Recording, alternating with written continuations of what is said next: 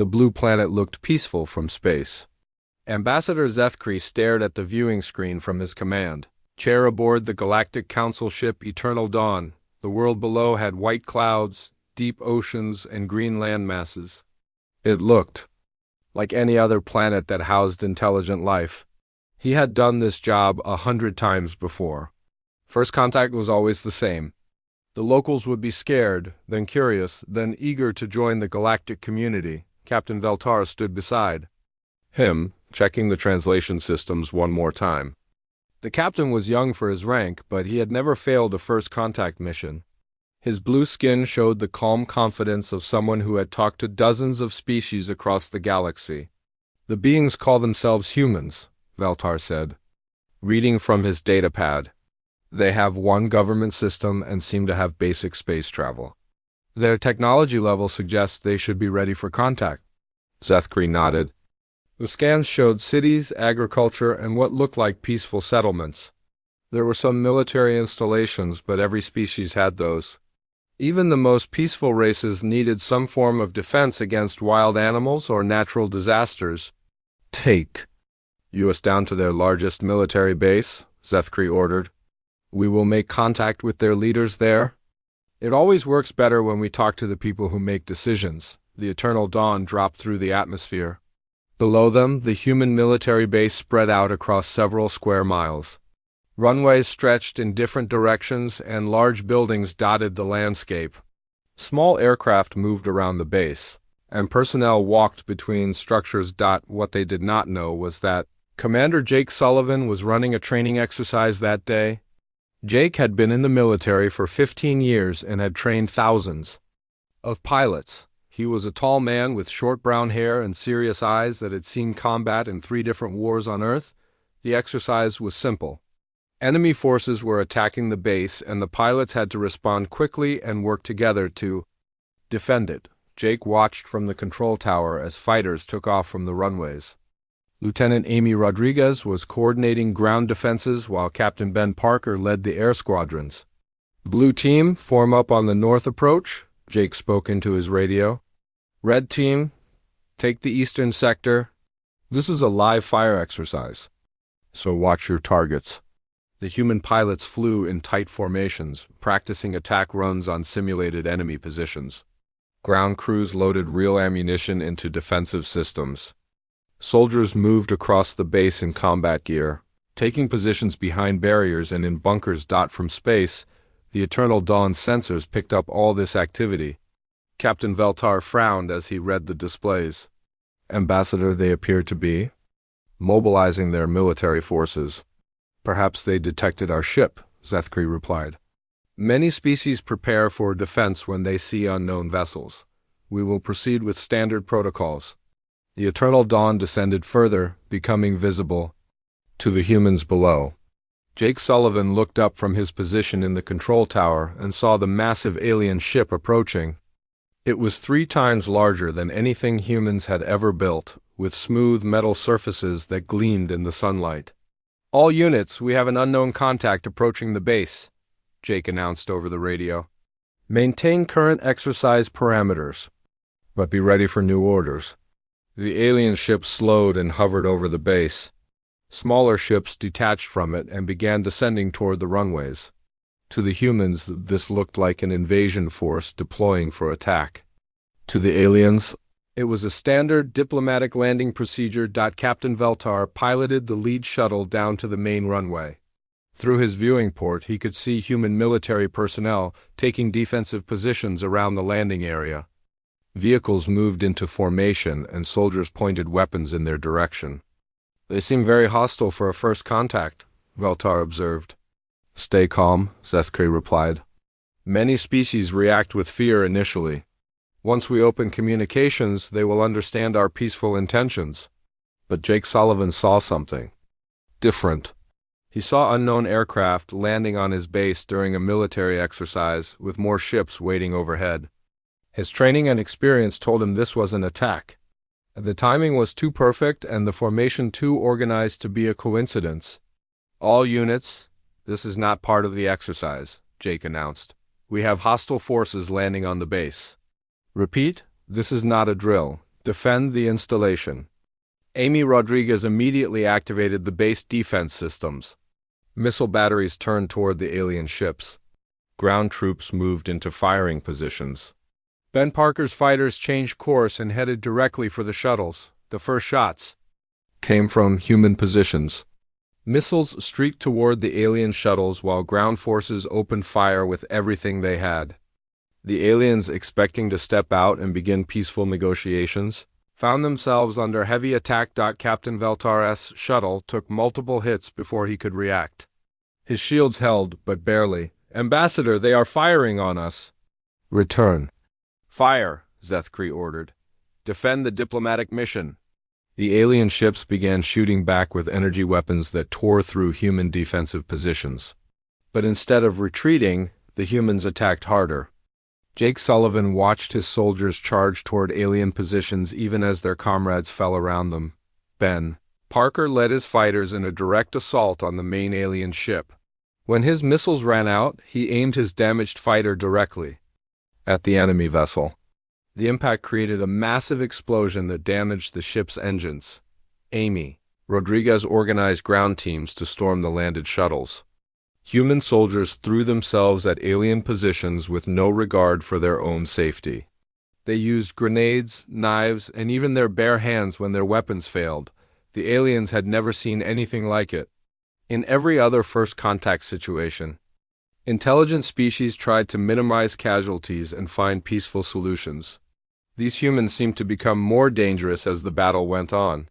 Wounded soldiers continued fighting. Units that should have retreated instead called for reinforcements. Captain Veltar's shuttle crew fought desperately to return to their ship. They had superior technology and training, but the humans kept coming. Even when cut off and surrounded, human soldiers found ways to keep fighting. The battle lasted 6 hours. When it ended, both sides had taken heavy casualties, but the aliens were retreating to their ship. As the eternal dawn limped away from Earth, Ambassador Zethkri stared at the damage reports in disbelief. "These humans," he said slowly, "they fight like no species we have ever encountered. They seem to enjoy battle." Captain Veltar, wounded and exhausted, nodded grimly. "Sir, I recommend we classify them as a Class X threat. They are too dangerous to be allowed into the galactic community." Zethkri agreed. As their ship jumped to faster-than-light speed, he was already composing his report to the Galactic Council.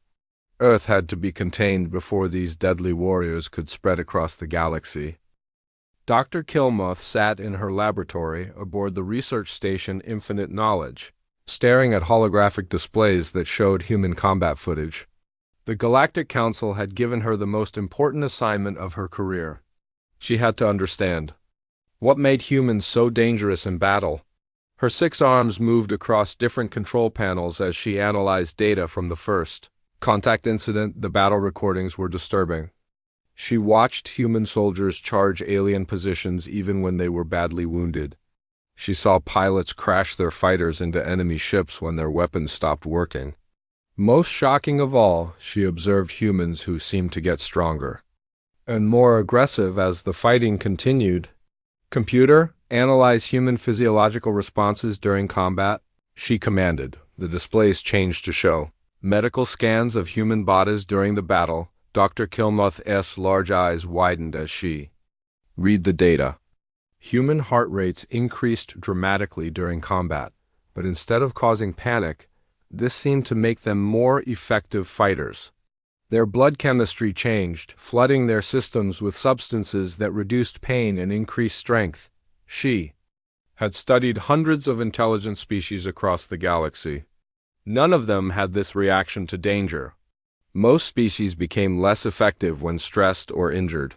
Humans became more deadly. Dr. Kilmuth pulled up files on human evolution.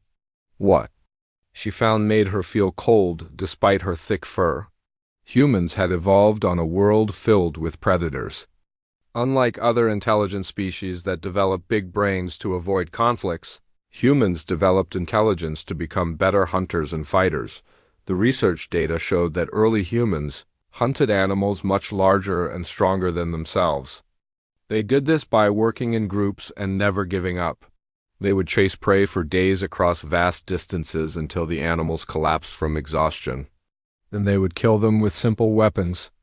No wonder they fight so well together, she whispered to herself. She opened files on recent human prisoners of war. The aliens had captured several humans during the battle, hoping to learn about their species through interrogation. What they discovered was even more frightening than the combat footage. Sergeant Kevin Brown had been captured after holding off an entire alien platoon by himself for 6 hours.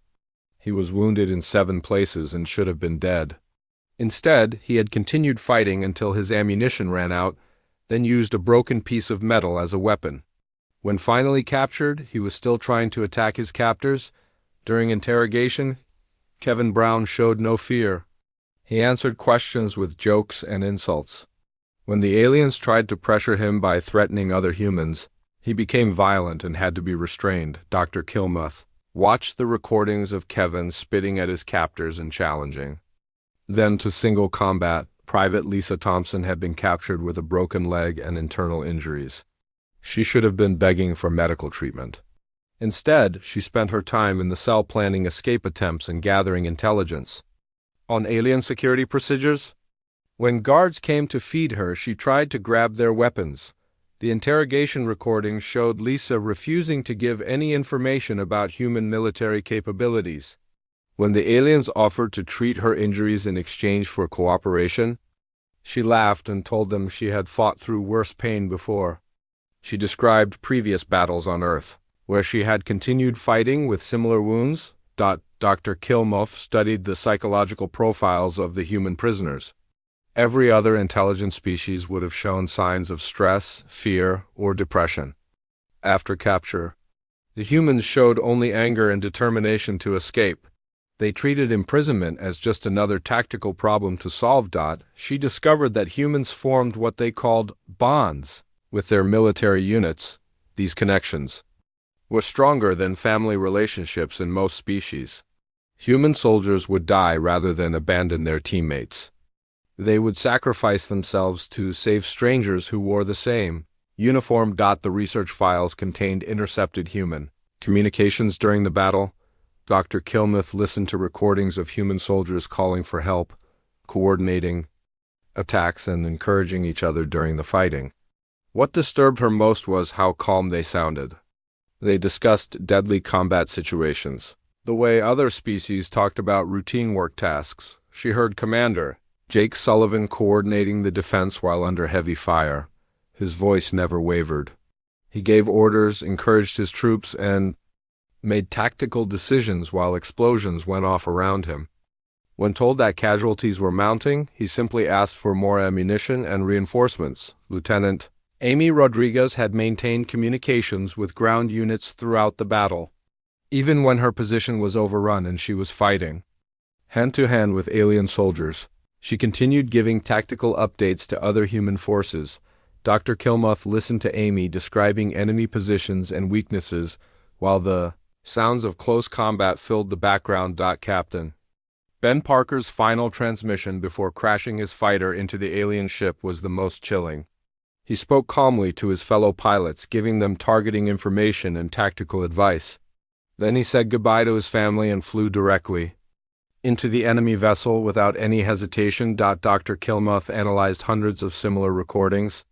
Human military personnel treated extreme danger as normal. They made jokes during firefights. They encouraged wounded comrades to keep fighting. They celebrated successful attacks against overwhelming odds. She compared this to recordings from other species during combat. Most intelligent beings showed fear, confusion, and desperation when fighting. They tried to minimize casualties and find peaceful solutions. Humans seemed to view combat as an opportunity to prove themselves. The final piece of data that terrified Dr. Kilmuth was human military history. She studied thousands of years of human warfare, looking for patterns that might explain their combat effectiveness. What she found was a species that had been fighting continuously for its entire recorded history. Humans had fought wars over territory, resources, ideas, and sometimes just for the sake of fighting. They had developed weapons and tactics that other species used only in desperate circumstances. They had created military traditions that glorified death in battle and celebrated warriors who died for their causes. Dr. Kilmuth compiled her research into a comprehensive report. Her conclusion was simple and terrifying. Humans were not just another intelligent species that happened to be good at fighting. They were evolution's answer to a hostile universe. They were predators who had learned to use tools and work together. Her final recommendation to the Galactic Council was immediate and complete. Humans represented an existential threat to every other species in the galaxy. They could not be reasoned with, contained, or converted to peaceful ways. They were warriors by nature and would always be warriors. The only solution was total war before they could spread beyond their homeworld. High Commander Threxnel stood before the assembled War Council in the Great Chamber of the Galactic Alliance. Representatives from 47 worlds sat in their designated seats, all of them having read Dr. Kilmuth's terrifying report about the human species. The decision was unanimous. Earth had to be destroyed before these dangerous warriors could escape their home world. "We will begin with orbital bombardment," Threxnel announced to the Council. "Our fleets will target their major cities and military installations. Once their infrastructure is destroyed, they will have no choice but to surrender." The alien commanders believed this would be a short war. Humans had primitive technology compared to galactic standards. They had no faster-than-light travel and no energy shields. Their weapons were crude projectile systems that could barely scratch alien armor. The war should have been over in days. Admiral Kixelon commanded the main battle fleet of 300 ships. As they approached Earth's solar system, he felt confident about the mission. His vessels carried weapons that could crack continents, and shields that could deflect anything humans might throw at them. But humans had been preparing for this moment since the first contact battle. Colonel Ryan Martinez sat in his command bunker 3 miles underground, watching the alien fleet on his displays. The bunker was one of dozens built in secret locations around the world. Human engineers had worked for months to create a network of hidden bases that could survive orbital bombardment. "They're targeting the major cities first," Ryan reported to the Global Defense Network. "All units execute Plan Omega. We're going underground." Major Katie Walsh led evacuation efforts in New York City. As alien energy beams began striking buildings, she guided civilian populations into subway tunnels and underground shelters. The aliens expected panic and surrender. Instead, they found that humans had already planned for this exact scenario. The bombardment lasted for 72 hours. Alien ships turned Earth's major cities into rubble and ash. Military bases disappeared under massive explosions. Spaceports were reduced to craters. From orbit, it looked like human civilization had been completely destroyed. Admiral Kixelon sent landing forces to accept the human surrender. He expected to find a broken population ready to submit to galactic authority. What his troops found instead was a planet full of angry survivors who had been waiting for the chance to fight back. The first landing shuttles touched down in what used to be Washington, D.C. Captain Tony Garcia and his team had been hiding in the ruins for 2 days, watching the alien ships land. They had salvaged weapons from destroyed military bases and set up ambush positions throughout the rubble. The alien soldiers who stepped out of their shuttles expected to find defeated humans begging for mercy. Instead, they walked into carefully planned kill zones. Human fighters attacked from hidden positions in the ruins, using the destroyed cityscape as cover. They had turned the bombed buildings into a maze of defensive positions and death traps. Tony Garcia led his men in hit-and-run attacks against the alien patrols. They would strike fast, kill as many enemies as possible, then disappear into the rubble before the aliens could respond. When alien reinforcements arrived, they found only empty ruins and the bodies of their comrades. The pattern repeated itself across the planet. Alien forces landed in destroyed cities, expecting easy occupation. Instead, they found human resistance fighters who knew every street, every building, and every hiding place. The aliens had superior weapons and armor, but humans had the advantage. Fighting on their home ground. Sergeant Nicole Adams commanded a resistance cell in the ruins of Chicago. Her team of 12 volunteers had been living in the city's underground tunnel system, emerging only to attack alien patrols. They had learned to use captured alien weapons and had figured out weak points in alien armor. The neck joint on their suits, Nicole explained to her team as they prepared for another ambush, hit them there and their armor fails. Also, their energy weapons overheat after sustained firing. Wait for them to reload, then attack. The humans were learning and adapting faster than the aliens had thought possible. Every attack taught them something new about alien tactics and technology. They shared this information through hidden communication networks, spreading knowledge. Across the entire resistance movement, what truly shocked the alien commanders was how human behavior changed after the bombardment. Instead of becoming demoralized by the destruction of their cities, humans became more determined to fight. The orbital attacks had killed millions of civilians, and the survivors wanted revenge. Major Katie Walsh had lost her entire family in the New York bombardment. Instead of breaking her spirit, this tragedy turned her into one of the most effective resistance leaders on the planet. She organized supply networks, coordinated attacks, and inspired other fighters with her complete dedication to destroying the invaders. "They took everything from us," she told her fighters. "Now we take everything from them." The aliens discovered that humans became more dangerous when they had nothing left to lose. Soldiers who had lost their families fought with suicidal bravery. Civilians who had watched their homes burn picked up weapons and joined the resistance. Children who had survived the bombardment grew up planning revenge against the invaders. Colonel Ryan Martinez coordinated the global resistance from his underground command center. He watched reports coming in from around the world, all telling the same story. Human fighters were not just surviving the occupation, they were winning battles against supposedly superior alien forces. The turning point came when Nicole Adams led her suicide mission against an alien command ship. The vessel had landed in downtown Chicago to serve as a regional headquarters for occupation forces. Nicole and her team spent weeks studying its defenses and planning their attack. They approached through the city's old sewer system, carrying explosives and captured alien weapons. The plan was simple but deadly.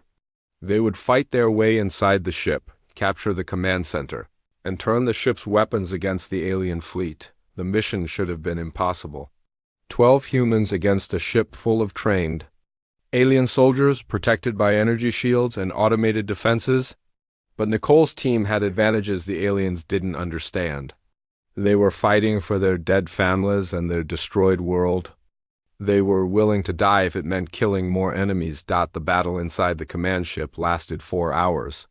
Nicole's team fought through corridors and chambers using grenades, captured energy weapons, and hand-to-hand combat.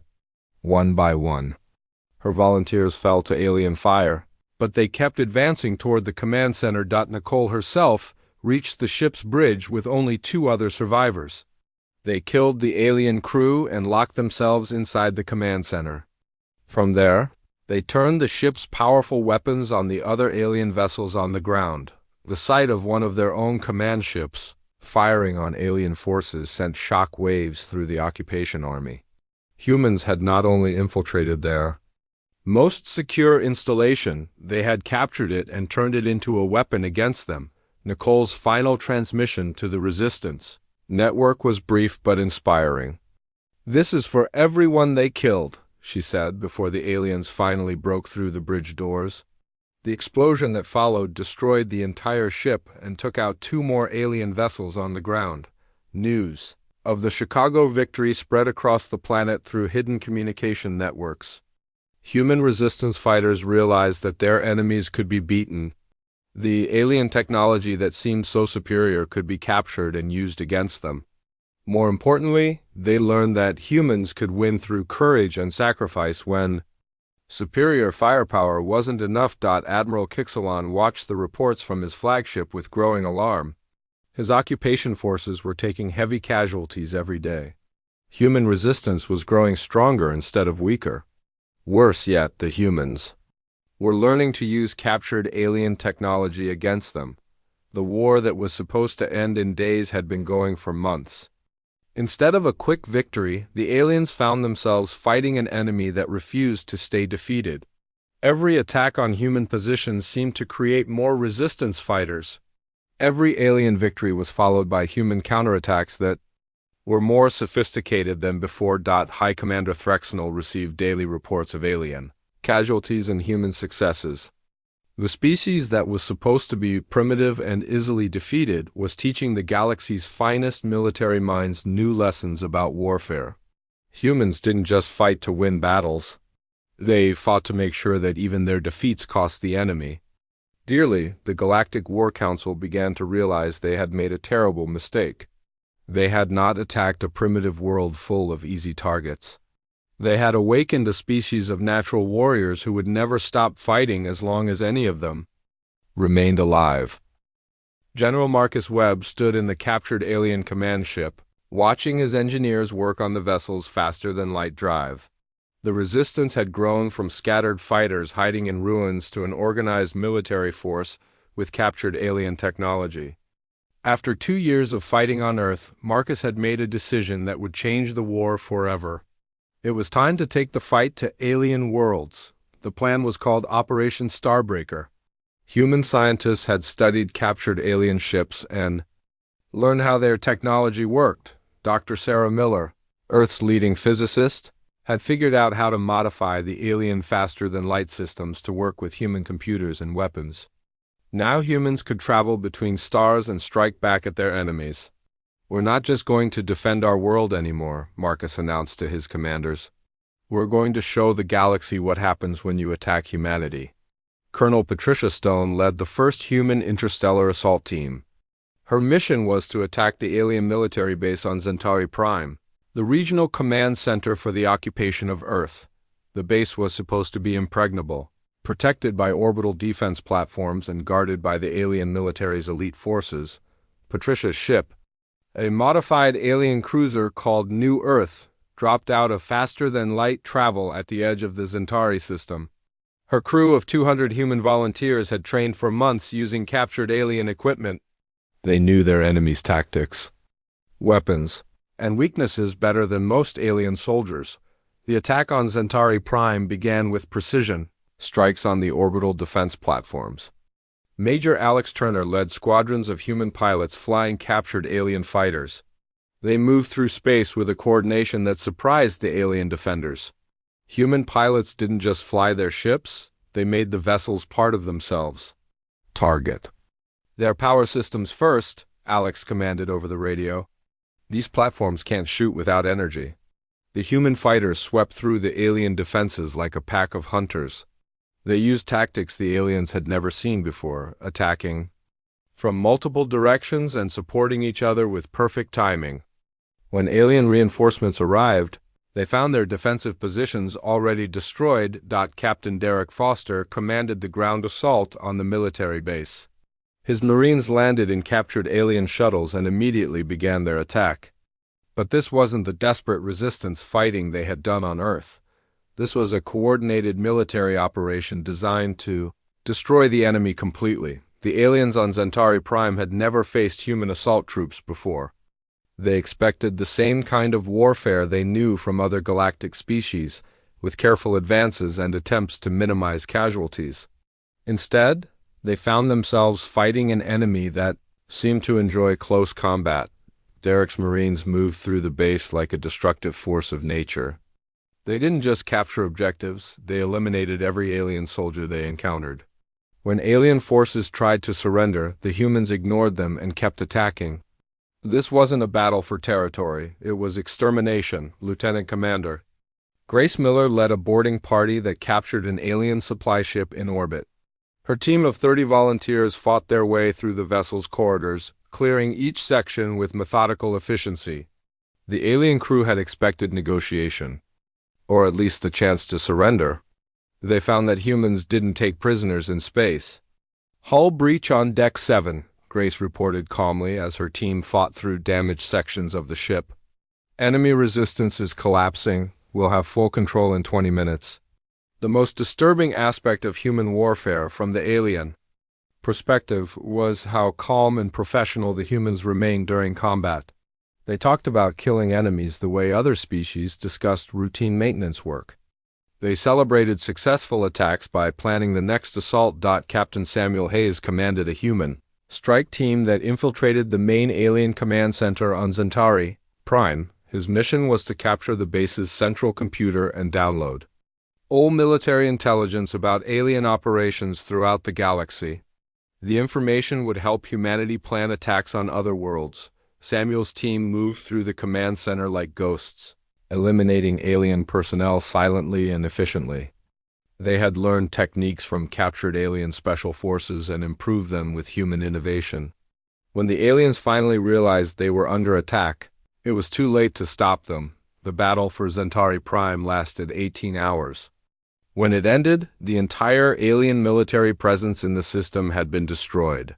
Human forces controlled the orbital platforms, the military base, and several captured warships. More importantly, they had sent a message to the galaxy that humans could strike anywhere. General Marcus Webb received the victory report while planning the next phase of Operation Starbreaker. The success at Centauri Prime had given humanity access to faster-than-light communication networks and detailed intelligence about alien military positions throughout the galaxy. Now they could coordinate attacks on multiple worlds simultaneously. The second wave of human attacks targeted alien supply bases and training facilities. Colonel Patricia Stone led assaults on 3 different worlds in the same week.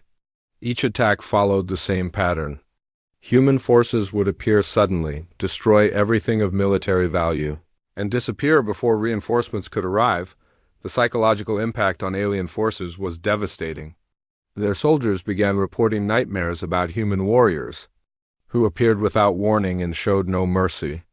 Alien commanders found their troops reluctant to fight when humans were involved, afraid of facing an enemy that seemed to view death as acceptable as long as they could kill more aliens. Major Alex Turner expanded his fighter operations across 12 star systems.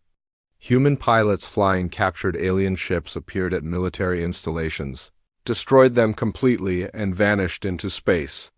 The attacks were so coordinated that alien intelligence officers suspected humans had infiltrated their communication networks. What the aliens didn't understand was that humans had developed their own communication system using captured technology. Dr. Sarah Miller had created a network that allowed human forces across the galaxy to coordinate their attacks in real time.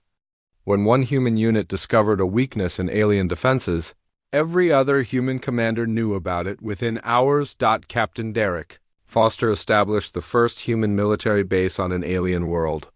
After capturing a mining facility on Korvax 7, his forces fortified the position and began using it as a staging area for attacks on nearby systems. The base became a symbol of human expansion across the galaxy. The alien workers on Korvax 7 had expected to be enslaved or killed when humans captured their facility. Instead, they found that humans didn't care about alien civilians as long as they didn't interfere with military operations. The humans were focused entirely on destroying alien military forces and capturing their technology. Lieutenant Commander Grace Miller discovered something that changed human strategy forever. While analyzing captured alien data, she found evidence of other species that had been conquered by the Galactic Alliance. Dozens of worlds had been forced to join the Alliance through military conquest, just like the aliens had tried to do to Earth. They're not the good guys, Grace reported to General Marcus Webb. The Galactic Alliance is an empire that conquers other species and forces them to join. We're not fighting to defend ourselves anymore. We're fighting to liberate the galaxy. This information transformed the human war effort. Instead of simply seeking revenge against their attackers, humans began to see themselves as liberators, fighting against an oppressive galactic empire. The war took on a new purpose that went beyond survival or victory. Captain Samuel Hayes began recruiting alien species that had been conquered by the Alliance. He found that many worlds had resistance, movements that had been fighting hopeless battles against their occupiers for decades. When these rebels learned that humans were winning battles against Alliance forces, They began to believe that freedom was possible. The alliance between humans and alien rebels changed the nature of the war. Human military advisors taught resistance. Fighters the tactics that had worked on Earth. Human weapons and technology flowed to rebel groups across the galaxy. Most importantly, human determination inspired other species to believe they could win. General Marcus Webb stood on the bridge of his flagship, watching reports flow in from human operations across 30 star systems. Operation Starbreaker had evolved from a revenge mission into a galactic liberation campaign. Humans weren't just fighting for Earth anymore. They were fighting for every species that had ever been conquered by the Galactic Alliance. The aliens, who had started this war by attacking a peaceful planet, had awakened something they couldn't control. Humans had taken their first steps into the galaxy, and they were bringing their own ideas about freedom, justice, and the right to fight for both. The galaxy would never be the same. The great council chamber of the Galactic Alliance fell silent as Admiral Helen Burke walked through the massive doors. She wore the dark blue uniform of the newly formed Human Defense Corps, with medals from battles across 30 star systems. Behind her walked President Charles Wright, the elected leader of Earth, and now the representative of humanity to the galaxy. High Commander Threxnell sat at the head of the council table, his once proud posture showing the weight of 3 years of military defeats. Around the circular chamber, representatives from 47 worlds watched the humans with a mixture of fear and respect. The war that was supposed to destroy humanity in days had ended with human victory across half the galaxy. "We are here to discuss terms," President Wright said as he took his seat at the table. His voice was calm but carried the authority of someone who had led his species through the darkest period of their history. "The question is whether those terms will be negotiated or dictated." The transformation of the Galactic War had been complete. What began as an alien invasion of Earth had become a human liberation campaign that freed dozens of conquered worlds. Human military commanders now controlled key strategic systems throughout the galaxy, and their rebel allies had overthrown alliance governments on 17 planets. Admiral Helen Burke had arrived at the galactic capital aboard the captured Alliance flagship Eternal Dawn, the same ship that had first approached Earth for diplomatic contact. The symbolic message was clear. Humans had taken everything their enemies had thrown at them and turned it into weapons for their own victory. "Our military analysis is complete," Helen said, activating a holographic display that showed the current strategic situation. Human forces control 43 star systems directly. Our allied rebel governments control 29 more. Alliance military strength has been reduced by 78% from pre-war levels. The numbers told the story of humanity's rise from a single planet to the dominant military power in the galaxy. In 3 years, humans had gone from defending their home world to commanding fleets that could strike anywhere in known space. They had learned alien technology, improved it, and used it more effectively than its creators. Commander Rachel Ford stood behind the Admiral, representing the new generation of human officers who had learned warfare in space rather than on Earth. She had graduated from the military academy that humans had established on the captured world of Zentari Prime, where alien officers now came to study human tactics and strategy. "We could continue this war," Rachel said to the assembled council. "Human production capabilities are expanding every month.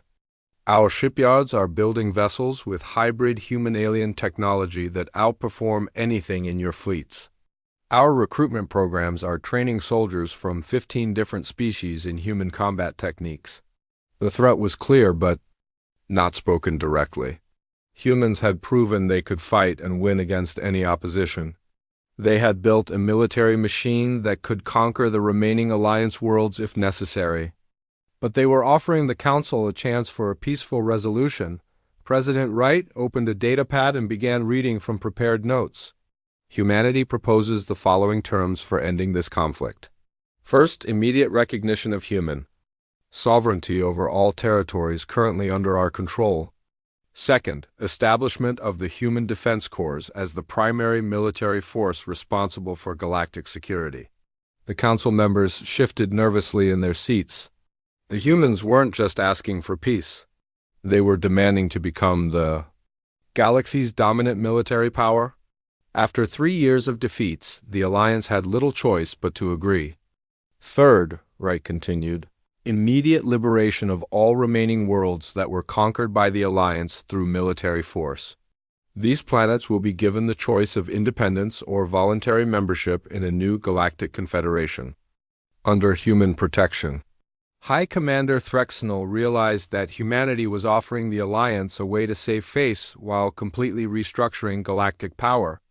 The old empire of conquered worlds would be replaced by a voluntary confederation, protected by human military might. It was surrender disguised as negotiation. Admiral Hellenberg activated another display showing human military deployments across the galaxy. The human defense corps will maintain permanent bases in 12 key systems. These installations will serve as training centers for local defense forces and response centers for threats to galactic security. Captain LaVara Bennett, recently promoted to command the Outer Rim Patrol Fleet, had discovered something that added urgency to these negotiations. Her ships had detected unusual signals from the dark space beyond the galaxy's edge. Ancient automated systems were activating after millions of years of silence. Something was coming. Our deep space monitoring stations have identified potential external threats, Lover reported to the Council. Long-range sensors indicate movement in the void between galaxies. The signals match descriptions of the ancient enemy that your histories mention but don't fully explain. The council members looked at each other with obvious fear. Every species in the galaxy had legends about the time before recorded history, when something terrible had come from the darkness between stars. The survivors of that ancient war had built the Galactic Alliance as a defense against the return of those enemies. President Wright understood the implications immediately. The humans had arrived at exactly the right time in galactic history. The old Alliance military had been designed to fight the threats their species remembered from ancient times. But those threats were returning, and the Alliance forces had proven unable to defeat even a single human world. This is why the galaxy needs human protection, Wright said firmly. Your military forces were built to fight the enemies of the past. The Human Defense Corps is trained to fight any enemy, anywhere, using any means necessary to achieve victory. Commander Rachel Ford pulled up tactical analysis of the ancient threat signatures. Our preliminary assessment suggests these entities use technology similar to what we've seen in captured Alliance archives. The difference is that humans have already proven we can defeat Alliance-level technology. We're not afraid of enemies our ancestors never faced. The vote was unanimous. Every council member agreed to the human terms, not just because they had no choice after losing the war, but because they genuinely believed humanity offered the best hope for survival against the returning ancient threat. Admiral Hellenberg accepted the formal surrender and immediately began implementing the new galactic defense strategy. Human military academies would be established on every major world. Local species would be trained in human tactics and equipped with human-designed weapons. Most importantly, the galaxy would be unified under human leadership for the first time. In recorded history, the transformation was remarkably peaceful. Species that had been conquered by the Alliance and forced into military service found that humans offered them something different. Instead of demanding tribute and submission, humans offered protection and partnership. Instead of ruling through fear, humans ruled through proven competence in warfare. Captain LaVar Bennett returned to her patrol duties on the Galactic Rim, where her fleet monitored the growing signals from dark space. Her ships were crewed by humans and aliens working together, all trained in the human military traditions of sacrifice, loyalty, and relentless determination to protect their own. The irony was not lost on the galaxy's historians. The species that had been attacked for being too dangerous to join the galactic community had become the community's protectors. The warriors who were feared for their love of combat had become the guardians of peace across hundreds of worlds. In the years that followed, children throughout the galaxy learned human stories and songs in their schools. They heard tales of heroes who faced impossible odds and monsters that lurked in the darkness. What the young aliens didn't understand was that in human stories, the monsters were real, and sometimes the only way to defeat them was to become something even more frightening. The galaxy had learned why evolution had created humans on a world full of predators and dangers. The universe was a hostile place, and it needed a species that could face any threat without fear or hesitation. Humans had been shaped by millions of years of warfare and survival, not for their own sake, but for the day when they would need to stand guard over civilizations that had forgotten how to fight. The ancient enemy was coming, just as the legends warned, but for the first time in galactic history, something was waiting for them. Something that had been born in violence, raised in conflict, and trained in the art of turning any challenge into victory. The galaxy's monsters were about to meet humanity's warriors, and the universe would discover which force was truly unstoppable.